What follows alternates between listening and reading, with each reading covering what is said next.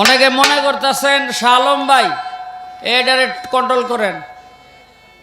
অনেকে মনে করতেছেন শাহ আলম ভাই আল্লাহর যেই কটার নাম কইলেন এই অর্ধেক আমগো গ্রামে বিশ্রাইলে পামু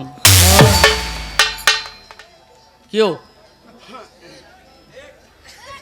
পাইবেন, কারণ আমরা যারা মুসলমান তারা আল্লাহর নাম এই নাম রাখি। শুধু একটা জিনিস আমরা অনেকেই ভুলে যাই, কারো নাম যদি থাকে করিম তাকে করিম বলা যাবে না, তাকে বলতে হবে আব্দুল করিম।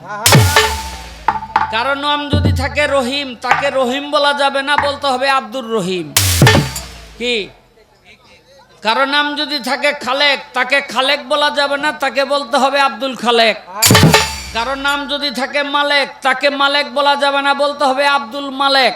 আপনি আল্লাহর নামের নাম রাখতে পারবেন, কিন্তু আব্দুল শব্দটা লাগাইয়া। কেন?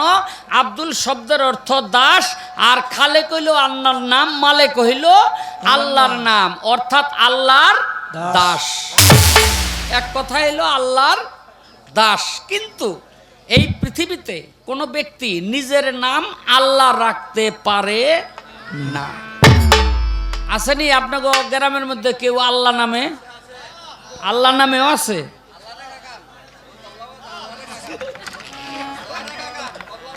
কই এর লেগে তুই যে পাবনাতে ছুটাইছ বুঝা গেছি।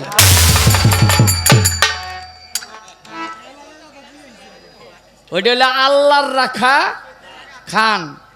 ভারতীয় এক তবলা বাদক ওস্তাদ ওই জাকির খানের বাপ মনে হয়, বুঝলি? তুই তো শুধু আল্লাহর রাখা খান রে চিনস, আমি ওর বাপের শুদ্ধ চিনি। কিন্তু ওইটা হলো আল্লাহ রাখা খান, মানে আল্লাহ ওরে রাখছে। তুই তো বাবর তো না ওই বুঝাই ফালাইয়া উঠলি। রাখ তোর মুসলমানি ঢাকা নিয়ে করম।